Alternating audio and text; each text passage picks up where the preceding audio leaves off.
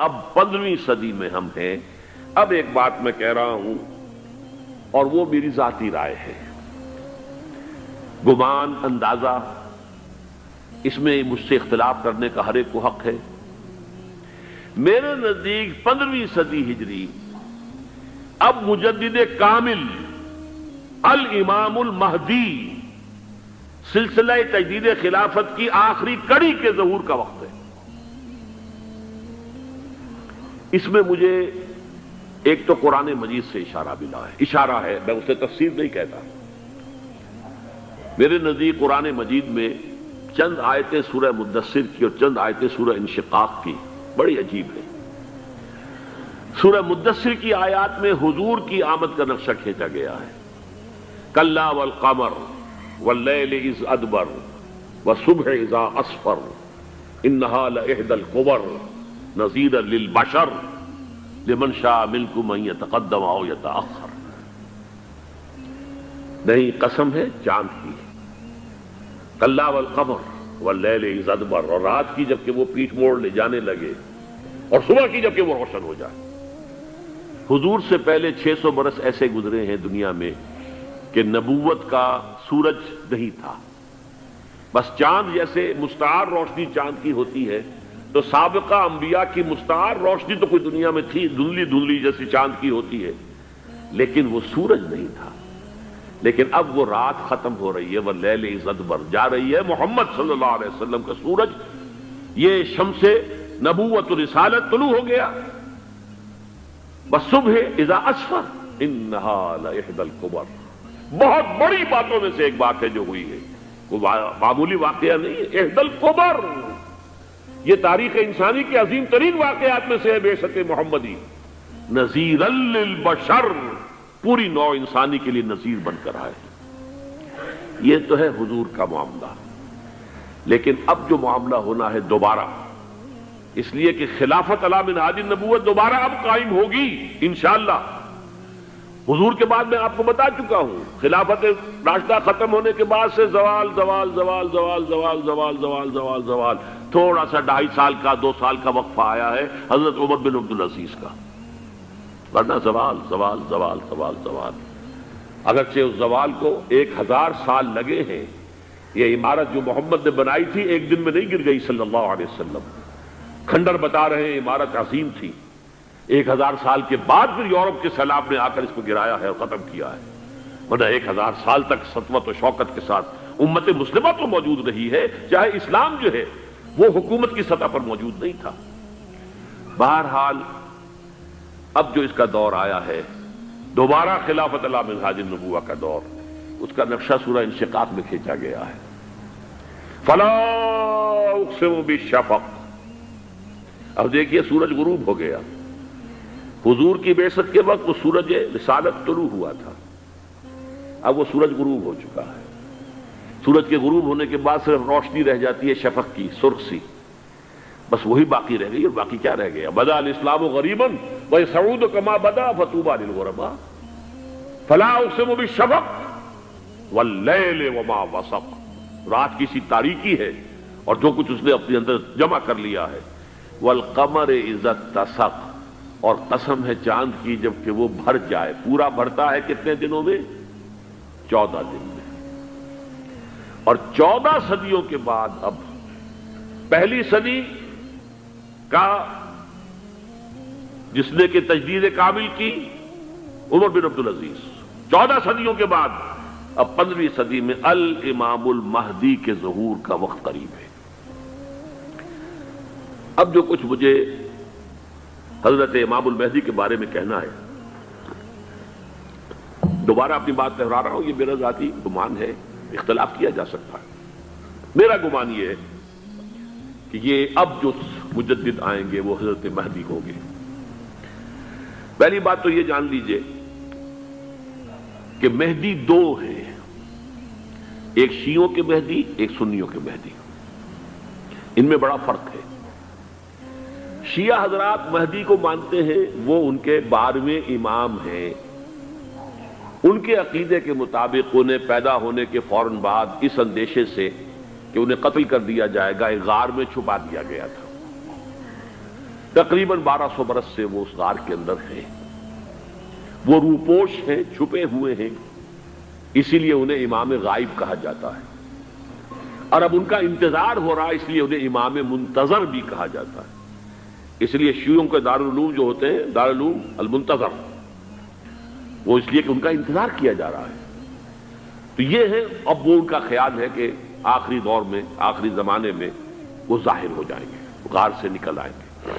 دیکھیے، میں اس عقیدے کو اس بنا پر رد نہیں کرتا کہ یہ ناممکن ہے کہ کیسے کوئی شخص جو ہے 1200 برس تک کسی غار کے اندر زندہ رہ سکتا ہے، نہیں، میں سمجھتا ہوں ممکن ہے۔ 300 برس تک اصحاب کہف رہے کہ نہیں رہے؟ سوئے رہے۔ 300 ایئرس ہم مانتے ہیں۔ حضرت عیسیٰ اسی حیات عرضی کے ساتھ 2000 سال سے موجود ہیں آسمان پہ کہ نہیں ہے؟ آپ کو معلوم ہے حضرت عزیر 100 برس تک مرنے کے بعد دوبارہ زندہ کر دیے گئے۔ فَأَمَاتَهُ اللَّهُ مِئَةَ عَامٍ ثُمَّ بَعَثَهُ۔ تو ناممکنات میں سے کوئی سوال پیدا نہیں ہوتا، لیکن یہ کہ آیا کوئی امامت معصومہ کا تصور قرآن اور حدیث سے ہمیں ملتا ہے؟ پھر یہ کیا یہ موروثی امامت کہ حضرت علی کی نسل جو حضرت فاطمہ سے چلی ہے اسی میں یہ امامت ہوگی؟ اس کے لیے ہمارے پاس کوئی دلیل نہیں ہے، ہم اس کو تسلیم نہیں کرتے۔ ہم تو سمجھتے ہیں کہ معصومیت ختم ہو گئی محمد الرسول اللہ صلی اللہ علیہ وسلم پر، خاتم المعصومین ہے محمد الرسول اللہ۔ اب ان کے بعد تو اجتہاد ہے اور خلافت ہے، عام معاملات میں اجتہاد ہوگا، نظام خلافت کا ہوگا۔ تو ہمارے نزدیک جو میں جس مہدی کا نام لے رہا ہوں وہ مہدی ہے جو ایک مجدد ہوں گے، جیسے کہ مجددین کے نام میں نے آپ کو گنوائے ہیں، مجدد الفسانی ہو، شاہ ولی اللہ ہو، سید احمد بریلوی ہو، شیخ الہند ہو، ایک ہوں گے انسان جو پیدا ہوں گے انسانوں کی طرح، عام طور پر اپنی عمر کو، پختگی کو پہنچیں گے، پھر وہ سامنے آئیں گے منظر پر، پھر وہ کام کریں گے، قیادت کریں گے، عرب میں ان کا ظہور ہوگا۔ دوسری بات یہ نوٹ کر لیجئے حضرت مہدی کے بارے میں، ہمارے ہاں احادیث کے جو مجموعے ہیں ان میں جو ٹاپ کے 2 مجموعے ہیں ان میں کہیں حضرت مہدی کا ذکر نہیں ہے، نہ صحیح بخاری میں نہ صحیح مسلم میں، لیکن ہم اسے نظر انداز نہیں کر سکتے کہ صحائح ستہ کی بقیہ 4 کتابوں کے اندر موجود ہے، لہذا نظر انداز نہیں کر سکتے، اگنور کرنا ممکن نہیں ہے۔ اب اس میں چاہتا ہوں کہ کچھ حدیثیں آپ کو میں سناؤں جن میں حضرت مہدی کا تذکرہ کیا گیا ہے۔ پہلی ہے وعن عبداللہ ابن مسعود قال قال رسول اللہ صلی اللہ علیہ وسلم، حضرت عبداللہ ابن مسعود سے روایت ہے، وہ فرماتے ہیں کہ حضور نے ارشاد فرمایا لا تذهب الدنيا حتى يملك العرب رجل من اہل بیتی، یہ دنیا ختم نہیں ہوگی جب تک کہ عرب پر میرے اہل بیت میں سے ایک شخص کی حکومت قائم نہ ہو۔ اور آپ کو معلوم ہے کہ آج تک عرب پر حضور کے اہل بیت کی کوئی حکومت قائم نہیں ہوئی، اور جب قائم ہوئی بھی تھی حضرت علی کو اگر شمار کیا جائے، اس لیے کہ حضور نے وہ جو مشہور واقعہ ہے کہ ایک چادر میں لے لیا تھا حضرت علی کو اور حضرت فاطمہ اور حضرات حسنین کو، اللہم ہؤلاء اہل بیتی، اے اللہ یہ بھی میرے اہل بیت ہیں، تو حضرت علی کی بھی حکومت منعقد نہیں ہوئی، پورے عالم اسلام پر ان کی حکومت نہیں تھی، اس لیے کہ شام اور مصر دونوں صوبے جو ہیں انہوں نے ان کی اطاعت قبول نہیں کی تھی۔ اس حوالے سے یہ معاملہ ابھی ہونا ہے۔ لا تذهب الدنيا حتى يملك العرب رجل من اہل بیتی یواطئ اسمہ اسمی، اس کا نام وہی ہوگا جو میرا نام ہے، یعنی محمد صلی اللہ علیہ وسلم، اور ان کا نام بھی، مہدی کا نام بھی محمد ہو، مہدی تو ان کا لقب ہے۔ یہ ترمذی میں بھی ہے، ابو داؤد میں بھی ہے، سنن ابی داؤد، جامع ترمذی، بلکہ ابو داؤد میں ایک اور روایت ہے، قال، حضور نے فرمایا لو لم يبقى من الدنيا الا يوم، اگر دنیا کی زندگی میں سے کچھ بھی نہ بچے سوائے ایک دن کے، لطول اللہ تعالی ذلك اليوم، تو اللہ تعالیٰ اس دن کو لمبا کر دے گا، حتی یبعث فیہ رجلا منی، یہاں تک کہ میرے خاندان میں سے ایک شخص کو اٹھائے گا، من اہل بیتی، میرے اہل بیت میں سے، یواطئ اسمہ اسمی و اسم ابی ہے اسم ابی، جس کا نام میرے نام پر ہوگا، جس کے والد کا نام میرے والد کے نام پر ہوگا، محمد ابن عبداللہ ان کا نام ہوگا، اور وہ یملأ الارض قسطا وعدلا کما ملئت ظلما وجورا، وہ سرزمین عرب کو عدل اور انصاف سے اسی طرح بھر دیں گے جیسے کہ وہ ظلم اور زیادتی سے بھر چکی ہوگی۔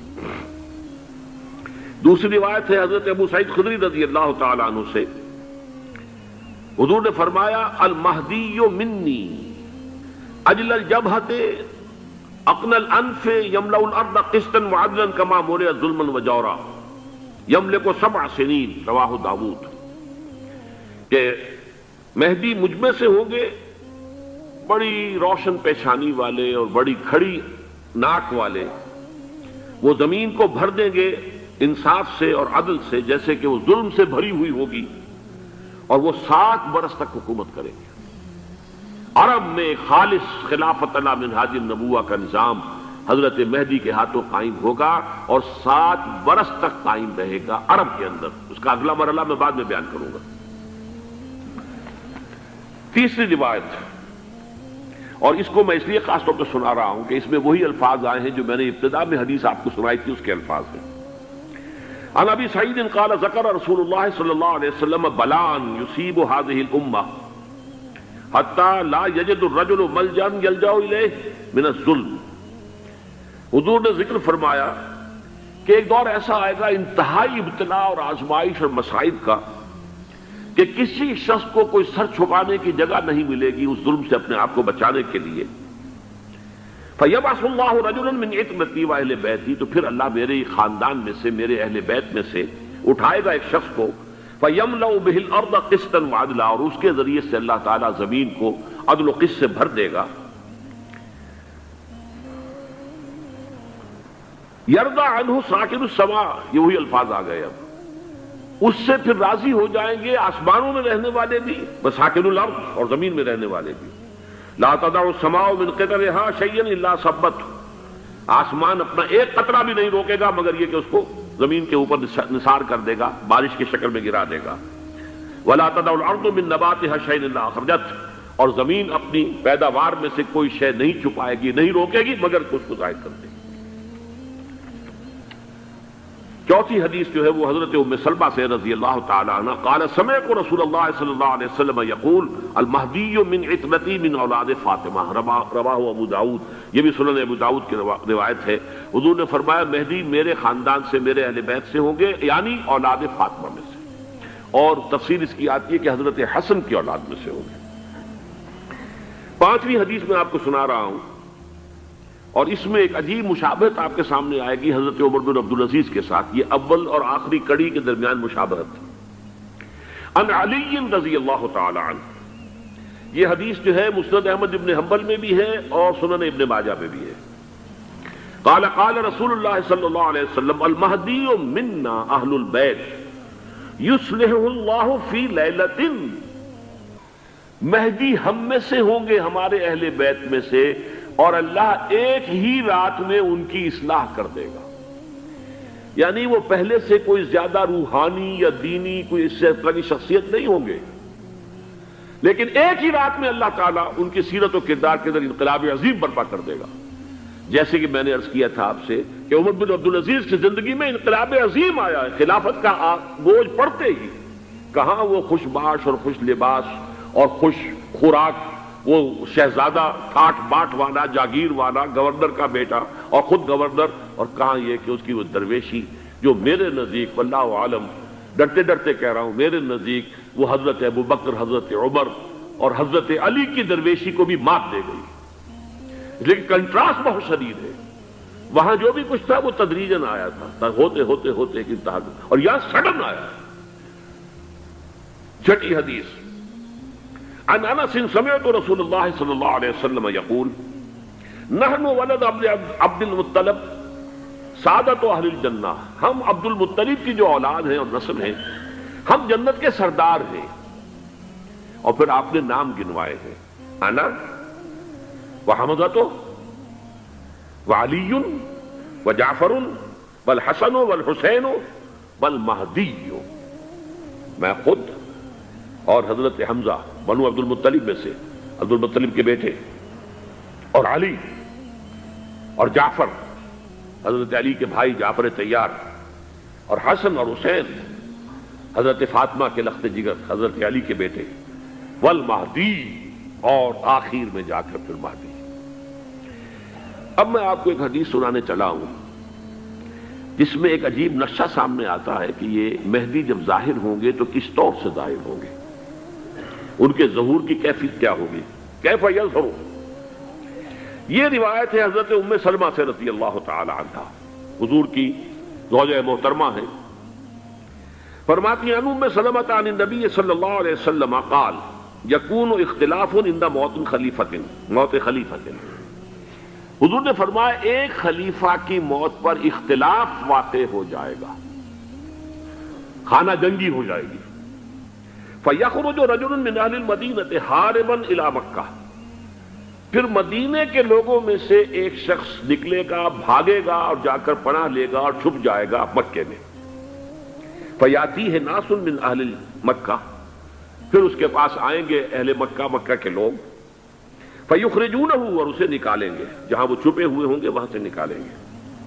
وَهُوَ كَارِهٌ، اور وہ بالکل اس کو پسند نہیں کر رہے ہوں گے، نہ وہ خواہش مند ہوں گے کہ ان کے وہ ہاتھ پر بیعت کی جائے، نہ وہ یہ چاہیں گے کہ وہ میدان میں آئیں اور ان کو جو ہے اپنا لیڈر مانا جائے۔ وَهُوَ كَارِهٌ فَيُبَايِعُونَهُ بَيْنَ الرُّكْنِ وَالْمَقَامِ، لیکن لوگ جو ہے پھر اصرار کے ساتھ ان کے ہاتھ پر بیعت کریں گے رکن اور مقام کے درمیان۔ رکن وہ کونا ہے خانہ کعبہ کا جس میں حجر اسود لگا ہوا ہے، اور مقام ابراہیم جو ہے، ان دونوں کے مابین جو یہ علاقہ ہے یہاں پر وہ بیعت ہوگی۔ وَيُبْعَثُ إِلَيْهِ بَعْثٌ مِّنَ الشَّامِ، ان کے خلاف ایک لشکر بھیجا جائے گا شام سے۔ نہیں کہا جا سکتا کہ باسی حکومت اس وقت کی جو ہے اس کی طرف سے کوئی مسئلہ اس طرح کا اٹھ کھڑا ہو، اس لیے کہ ابھی تو بہرحال باسی حکومت وہاں ہے۔ فَيُخْسَفُ بِهِمْ بِالْبَيْضَاءِ بَيْنَ مَکَّہ وَالْمَدِینَہ، لیکن اللہ تعالیٰ اس لشکر کو مکے اور مدینے کے درمیان وادی بیضاء میں دھسا دے گا، زمین کے اندر پورے کے پورے لشکر کو۔ فَإِذَا رَأَى النَّاسُ ذَلِكَ، جب لوگ یہ دیکھیں گے اتنی بڑی نشانی ظاہر ہو گئی، أَتَاهُ أَبْدَالُ الشَّامِ وَعَصَائِبٌ من العراق فَيُبَايِعُونَهُ، اب شام سے سارے کے سارے جو اولیاء اللہ ہیں وہ بھی آئیں گے، اور عراق سے جوق در جوق لوگ آئیں گے اور ان سے بیعت کریں گے۔ وَيَعْمَلُ فِي النَّاسِ بِسُنَّةِ نَبِيِّهِمْ، پھر وہ عمل کریں گے لوگوں کے مابین، حکومت کریں گے اپنے نبی کی سنت کے مطابق۔ وَيُلْقِي الْإِسْلَامُ بِجَرَانِهِ، اور اسلام اپنی گردن زمین پر ٹکا دے گا۔ وَالْأَرْض فِي الْأَرْض، زمین میں۔ فَيَلْبَسُ 7 سنین، پھر وہ 70 برس تک حکمران رہیں، 7 برس تک حکمران رہیں گے۔ ثم يتوفى، پھر ان کا انتقال ہوگا۔ ويصلي عليه المسلمون، اور مسلمان ان پر نماز پڑھیں گے۔ یہ جو میں نے آپ کے سامنے نقشہ کھینچا ہے، اس سے اب میں ایک نتیجہ نکالتا ہوں، اسے بھی میرا گمان کہیے، اختلاف بھی کر سکتے ہیں آپ، اگر اس کو وزنی سمجھے تو قبول بھی کر سکتے ہیں۔ وہ یہ ہے کہ میرے نزدیک شاہ فہد کے انتقال پر لا محالہ یہ صورتحال پیدا ہو جائے۔ ولی عہد وہاں ہے عبداللہ بن عبدالعزیز، امریکہ کو وہ پسند نہیں کرتے اور امریکہ انہیں پسند نہیں کرتا، یہ بالکل تشخص بام ہے۔ امریکہ نے لازماً جس طریقے سے اپنے پنجے گاڑے ہیں سعودی عرب کے اندر، اپنا فوجی اڈا بنایا ہے، تو آسانی کے ساتھ وہاں سے اپنے پنجے ہٹانے کے لیے تیار نہیں۔ ایک حدیث میں آتا ہے قرن الشیطان، نجد سے شیطان کا سینگ برآمد ہوگا، وہ شیطان کا سینگ ہے، جو میزائل وہاں پر لگے ہوئے ہوں گے اس وقت، در حقیقت وہ سارے کے سارے جو ہیں وہ شیطان کے سینگ ہیں۔ بہرحال کوشش وہ کرے گا کہ جیسے کہ اس نے جارڈن میں کیا، کتنے عرصے سے وہاں شاہ حسین کا چھوٹا بھائی حسن جو ہے وہ ولی عہد تھا، عین وقت کے اوپر آ کر، اور پتہ نہیں کیسی کیسی دوائیاں دے کر اسے لے کر آئے ہیں شاہ حسین کو، مرتے ہوئے کو تھوڑی دیر زندہ رکھنے کے لیے، اور وہ تبدیلی کروا کر جو ہے واپس لے گئے ہیں۔ تو یہ معاملہ ہوا ہے، تبدیلی کروا دی، وہاں تو ہو گئی آرام سے، کوئی بات نہیں۔ بحرین میں بھی غالباً ایسا ہی معاملہ ہوا ہے، واللہ عالم، مجھے یاد پڑتا ہے کہ وہ چاہتے ہیں کہ ہمارا پسند کا آدمی آئے۔ اگر سعودی عرب میں یہ کام کیا گیا تو اس کا لازمی نتیجہ خانہ جنگی ہوگا، اس لیے کہ وہاں کی روایت کی بڑی سخت ہے، بڑی پختہ ہے۔ پھر یہ کہ وہاں جو ہے امیر عبداللہ جو ہے، جو وہاں پر اگرچہ سپہ سالار وہ نہیں ہے، کمانڈر ان چیف وہ نہیں ہے، کمانڈر ان چیف تو کوئی اور ہے، لیکن الحرس الوطنی جو ہے، نیشنل گارڈز، بہت بڑی فورس ہے وہ، اصل بیڈوین فورس جو ہے صحرا کے لوگوں کی عرب فورس، وہ در حقیقت الحرس الوطنی ہے، نیشنل گارڈ ہے، اور اس کا کمانڈر ان چیف یہ ہے امیر عبداللہ. تو لازماً یہ شکل جو ہے پوری ہو کر رہے گی. جیسے ہی یہ معاملہ ہوا شاہ فہد کے انتقال کا تو یہ اختلاف ہوگا، خانہ جنگی ہوگی.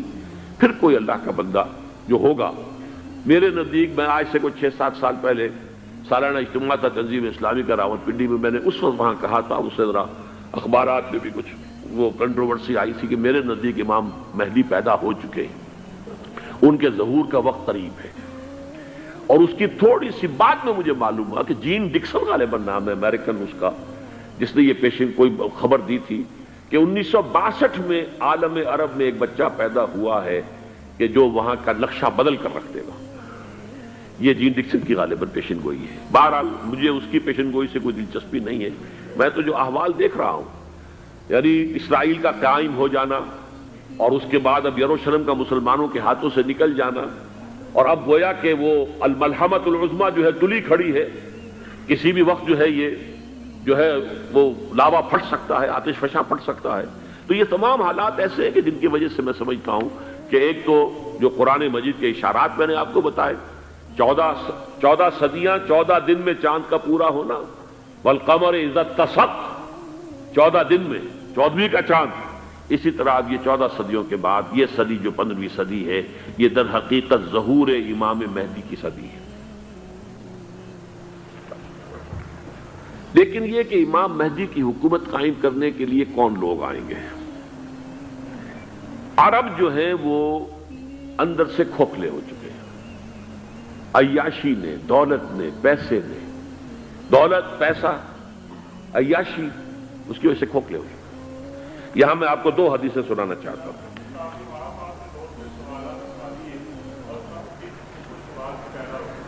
بہت سے ہو گئے، آپ اطمینان سے تشریف رکھیے.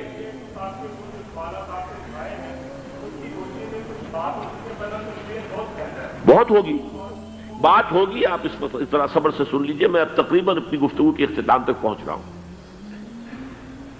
سنن ابن ماجہ کی روایت ہے حضرت ابو ہریرہ سے رضی اللہ تعالی عنہ، قال قال رسول اللہ صلی اللہ علیہ وسلم اذا وقعت الملاحم بعث اللہ بعثا من الموالی هم اکرم العرب فرسا واجودہ سلاحا یوید اللہ بہم الدین. رواہ ابن ماجہ عن ابی ہریرہ رضی اللہ تعالی عنہ. جب ملاحم کا دور شروع ہوگا تو اللہ تعالیٰ اٹھائے گا ایک لشکر یا لشکروں پر لشکر موالی میں سے. موالی کون ہے؟ عربوں نے جب فتح کیا تھا اس پورے علاقے کو خلافت راشدہ کے دوران، اور پھر وہ لوگ جو ہے، ایک رائے تو یہ تھی کہ انہیں غلام بنایا جائے سارے آبادیوں کو، لیکن یہ کہ حضرت عمر کا اجتہاد تھا اس کے مطابق کہ ان کو غلام نہیں بنایا گیا، تو وہ موالی کی حیثیت رکھتے ہیں. عربوں میں دم نہیں ہے، موالی میں سے لشکر اٹھیں گے کہ جو در حقیقت حضرت مہدی کی حکومت کو قائم کریں گے. دوسری حدیث سنیے عن عبداللہ ابن الحارث رضی اللہ تعالی عنہ، اور یہ ابن ماجہ کی روایت ہے. قال قال رسول اللہ صلی اللہ علیہ وسلم یخرج ناس من المشرق فیوطئون للمہدی یعنی سلطانی. لشکر نکلیں گے، لوگ آئیں گے مشرق سے، اور وہ حضرت مہدی کی حکومت کو جمائیں گے اور قائم کریں گے. اب ذرا نوٹ کیجئے کہ جزیرہ نماء عرب کے مشرق میں کون سے ملک ہیں؟ 3: ایران، افغانستان، پاکستان. یہ 3 سالڈ مسلم ممالک، مسلم آبادی اکثریت. ویسے تو یہ کہ آگے ہندوستان میں 20 کروڑ مسلمان ہیں، لیکن وہ 20 کروڑ جو ہے وہ تو 80 کروڑ کے اندر تحلیل ہو جاتے ہیں غیر مسلموں میں. لیکن یہاں جو معاملہ ہے یہ خالص اکثریت کے. ان میں سے ایران کا معاملہ جہاں تک ہے، نمبر 1 یہ کہ وہ شیعہ عقائد کے حصار میں بند ہے، اس سے ادھر ادھر ہونا اس کے لیے ممکن نہیں. حدیث میں یہ بھی آتا کہ اصفہان سے 70,000 یہودی دجال کا ساتھ دیں گے. لیکن بہرحال خراسان ایک صوبہ ہے افغانستان کا اس وقت بھی شمال مشرقی کونے میں، مجھے امید ہے وہاں سے خیر کی، کیونکہ خراسان کا لفظ وہاں پہ شامل ہے. اور حضور کی حدیث میں بعد میں آپ کو سناؤں گا کہ خراسان سے فوجیں چلیں گی جو یروشلم کو دوبارہ حاصل کریں گی، فتح کریں گی. جیسے پہلے یروشلم کھویا عربوں نے تھا، دوبارہ حاصل کیا تھا کرد نے، کرد خون صلاح الدین ایوبی رحمت اللہ علیہ. ایسے اب پھر عربوں نے کھویا ہے، لیکن لینے والے خراسان سے لشکر آئیں گے. یخرج من خراسان رایات سود لا یردها شیء حتی تنصب بإیلیا. خراسان کے علاقے سے کالے علم لے کر لشکر چلیں گے جن کے رخ کو کوئی موڑ نہیں سکے گا جب تک کہ وہ جا کر یروشلم میں نصب نہ ہو جائے. اس کے بعد نام آتا ہے پاکستان کا. یہ ہے میری اور آپ کی داستان، اور یہ ہے سبب جس کی وجہ سے کہ میں آپ سے یہ گفتگو کر رہا ہوں. اصل میں تو کس لیے؟ محض ایک علمی استفادہ، محض اپنی بات آراء کو ظاہر کرنے کا شوق نہیں، بلکہ یہ کہ اپنی ذمہ داری ہم پہچانیں کہ ہم کس مقام پر کھڑے ہیں. دیکھیے، اس پاکستان کے بارے میں یا ہندوستان کے بارے میں علامہ اقبال نے کہا تھا اپنے ترانہ ملی میں، میرے عرب کو آئی ٹھنڈی ہوا جہاں سے، میرا وطن وہی ہے، میرا وطن وہی ہے. اور مجھے بتایا گیا کہ سنن ابی داؤد میں یہ روایت موجود ہے کہ حضور نے فرمایا کہ ہندوستان کی طرف سے مجھے ٹھنڈی ہوا آتی، اگرچہ مجھے وہ حدیث ابھی نہیں ملی ہے، لیکن حزب التحریر کا ایک کارڈ مجھے ملا تھا، تو اس میں اس حدیث کا اور اس میں ابو داؤد کا روایت کا حوالہ موجود تھا. لیکن میں جو چیز آپ کو بتا چکا ہوں وہ یہ کہ الف ثانی کا پورا تجدیدی کارنامہ اس ہندوستان کی سرزمین میں ہوا.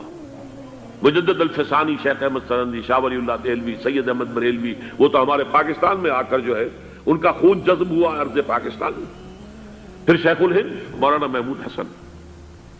تحریک خلافت چلی تو صرف ہندوستان میں چلی اور کہیں نہیں چلی. آزادی کی تحریک چلی پوری دنیا میں، وہ نیشنلزم کی بنیاد پر چلی، ملے نیشنلزم، عرب نیشنلزم، ترک نیشنلزم. ہمارے ہاں چلی تو اسلام کے نام پر پاکستان کا مطلب کیا؟ لا الہ الا اللہ. پھر پاکستان قائم ہوا معجزے کے طور پر، بلکہ نازل ہوا ہے لیلۃ القدر میں. انا انزلناہ فی لیلۃ القدر، جیسے قرآن نازل ہوا لیلۃ القدر میں، یہ پاکستان بھی نازل ہوا لیلۃ القدر میں. اس کا برقرار رہنا ابھی تک معجزہ ہے. ہندو یہ سمجھتا تھا، کانگریس سمجھتی تھی کہ جھٹپٹ ختم ہو جائے گا. پھر یہ کہ اس کا قرارداد مقاصد کا پاس ہو جانا، مزید بھی اور اضافی دفعات دستور میں آ جانا، اب کمرشل انٹرسٹ کو ربا قرار دے کر حرام قرار دینا، یہ سارے لینڈ مارکس ہیں کہ جو اشارہ کر رہے ہیں کسی چیز کی طرف، معاملہ کدھر جا رہا ہے. پھر یہ کہ یہ جو 14ویں صدی کے مجدد تھے شیخ الہند، اس کے بعد سے کچھ ایسی شخصیتیں عظیم پیدا ہوئی ہیں ہند میں جن کو میں سمجھتا ہوں کہ 14ویں صدی کے مجدد اور 15ویں صدی کے مجدد کے درمیان یہ 15ویں صدی کے مجدد کی راہ کو سیدھا کرنے والے، جیسے کہ حضرت یحییٰ نے کہا تھا میں تو آنے والے کا راستہ سیدھا کر رہا ہوں حضرت عیسیٰ کے لیے، ایسے ہی 15ویں صدی کے لیے امام مہدی کے لیے راستہ صاف کرنے والے سب سے پہلے علامہ اقبال، جنہوں نے اسلام کا تصور دین کی حیثیت سے دوبارہ زندہ کیا ہے، ورنہ اسلام ایک مذہب کی شکل اختیار کر چکا تھا. پھر مولانا مودودی، مولانا ابوالکلام آزاد حکومت الہیہ کے نعرے کے ساتھ میدان میں آئے. یہ اقبال نے جو تصور پیش کیا تھا اس پر عملی جدوجہد کے لیے حزب اللہ قائم ہوئی. نوٹ کر لیجئے 11 برس کا فرق ہے عمر کا علامہ اقبال کے اور ابوالکلام کے.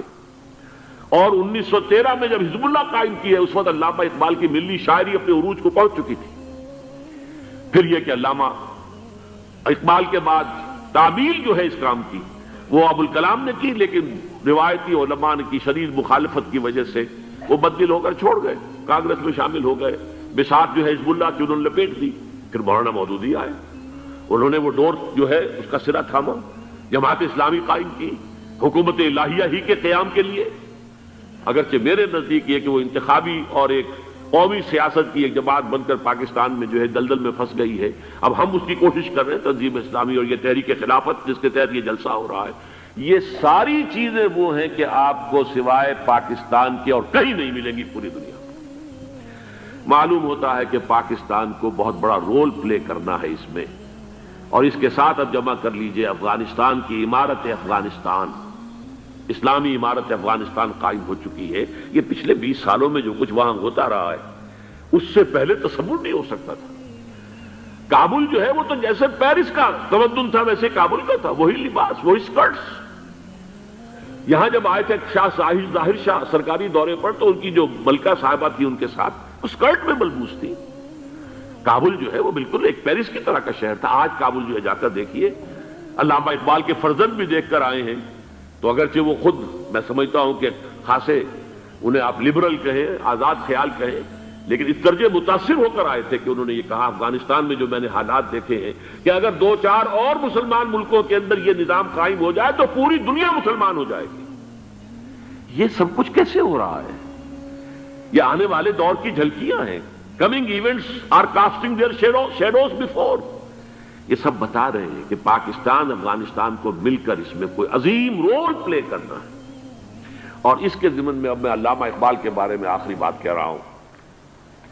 علامہ اقبال کے بارے میں عام یہ خیال ہے، انہوں نے اپنے خطبات میں مہدی کا اور نزول مسیح کا، حالانکہ میں کل پڑھ رہا تھا مولانا سید احمد اکبر آبادی رحمۃ اللہ علیہ کا ایک مقالہ ان کا کہ علامہ اقبال نے ابن خلدون کے بارے میں یہ کہا ہے کہ مہدی کا اور نزول عیسیٰ کا دونوں کا انہوں نے انکار کیا ہے، حالانکہ ابن خلدون نے نزول عیسیٰ کا انکار نہیں کیا، صرف مہدی کا انکار کیا ہے۔ بہرحال علامہ اقبال نے خطبات میں انکار کیا ہے، لیکن یہ کہ اپنی شاعری کے اندر میں چیلنج کرتا ہوں کسی بڑے سے بڑے اقبال شناس کو، ان کا یہ شعر ذرا سنیے: خضر وقت از خلوت دشت حجاز آید بروں، کارواں زی وادی دور و دراز آید بروں۔ خضر وقت، امام وقت، رہنمائے وقت، قائد وقت، خلوت دشت حجاز، حجاز کی صحرا کی کسی خلوت گزینی سے نکل کر باہر آئیں گے۔ میں حیران ہوتا ہوں علامہ کے اس فکر پر اور اس مصرے پر۔ یہاں انہوں نے شیعہ اور سنی دونوں کے کانسیپٹ جمع کر دیے۔ شیعہ کا کانسیپٹ یہی چھپے ہوئے کسی غار میں وہاں سے برآمد ہوں گے، اور ہمارا کانسیپٹ میں ام سلمہ رضی اللہ تعالیٰ عنہ کی حدیث سنا چکا، چھپے ہوئے ہوں گے وہ وہاں پر، مدینے سے نکل کر آ کر مکے میں چھپ جائیں گے۔ اس خانہ جنگی کی حالت میں لوگ ان کی طرف دیکھ رہے ہوں گے، سوچتے ہوں گے انہیں میدان میں آنا چاہیے، کوئی پارٹ پلے کرنا چاہیے، امت کی رہنمائی کرنی چاہیے، لیکن وہ چھپیں گے، وہ کارے ہوں گے، وہ اس ذمہ داری کو قبول نہیں کرنا چاہیں گے، جا کے چھپ جائیں گے مکے میں، وہاں سے مکے والے انہیں نکالیں گے، اور وہ کارے ہوں گے، انہیں بالکل یہ پسند نہیں ہوگا کہ یہ ذمہ داری اٹھائیں۔ تو خضر وقت از خلوت دشت حجاز آید بروں، کارواں زی وادی دور و دراز آید بروں۔ کارواں جو چلے گا ان کی مدد کے لیے اس وادی دور و دراز، اس عظیم وادی دور و دراز، یہ وادی سندھ ہے۔ وادی سندھ جو ہے ہم سمجھتے ہیں کہ صرف یہ پاکستان اور پنجاب جو ہے یہ اس میں شامل ہے، سندھ اور پنجاب نہیں، افغانستان کا پورا مشرقی علاقہ اس میں شامل ہے۔ جیسے دریائے جیلم سندھ میں جا رہا ہے، جیسے دریائے گلگت سندھ میں آ کر ملتا ہے، جیسے دریائے چناب اور راوی اور جیلم اور یہ سب جا رہے ہیں اور آ رہے ہیں، اسی طرح دریائے کابل کہاں سے آ رہا ہے، دریائے گومل کہاں سے آ رہا ہے، ٹوچی کہاں سے آ رہا ہے، یہ سارا جو ہے ڈرین جو ہو رہا ہے، ایسٹرن جو ہے پارٹ آف افغانستان، یہ سب وادی ہے۔ اس وادی کے یہ دو حصے ہیں، ایک حصہ جو ہے یہ ادھر پاکستان میں ہے، اور اسی وادی کا دوسرا حصہ جو ہے وہ افغانستان میں ہے۔ کارواں زی وادی دور و دراز آیت بروں، کارواں چلے گا یہاں سے، یخرج الناس من المشرق یؤتون للمہدی یعنی سلطان ہی، مشرق سے فوجیں چلیں گی کہ جو مہدی کی حکومت قائم کریں گی، اور یخرج من خراسان رایات و سود، اور خراسان سے سیاہ پرچم چلیں گے کہ جن کا رخ کوئی موڑ نہیں سکے گا، حتیٰ تنصب بیلیا، یہاں تک کہ وہ جا کر یروشلم کے اندر نصب ہو جائیں گے۔ حضرات، میں ایک میری گفتگو کا حصہ باقی تھا لیکن میں اسے چھوڑ رہا ہوں، اس لیے کہ گلوبلائزیشن جو اس کی ہوگی، جو خلافت علی منہاج النبوہ کی تجرید کامل حضرت مہدی کے ہاتھوں عرب میں ہوگی، اس سے پہلے اس کے لیے محنت، کوشش، جد و جہد پاکستان اور افغانستان میں ہو چکی ہوگی جو اسے سپورٹ کرے گی اور وہاں جا کر حکومت قائم کرے گی۔ اس کے بعد گلوبلائزیشن کا جو مرحلہ اس کا ہے وہ حضرت مہدی کے ہاتھوں نہیں ہے، وہ حضرت عیسیٰ ابن مریم ان کے نزول کے بعد ہے، جن کے نزول کے بعد دجال کا خاتمہ ہوگا اور یہودیوں کا استحصال ہوگا، مسلمانوں پر بھی بڑی تکالیف عربوں پر آئیں گی، شدائد آئیں گے، لیکن یہ وہ میں حصہ جو اپنی گفتگو کا آج چھوڑ رہا ہوں اس لیے کہ میں دیکھ رہا ہوں کہ بعض حضرات کا صبر کا پیمانہ اب لبریز ہو رہا ہے۔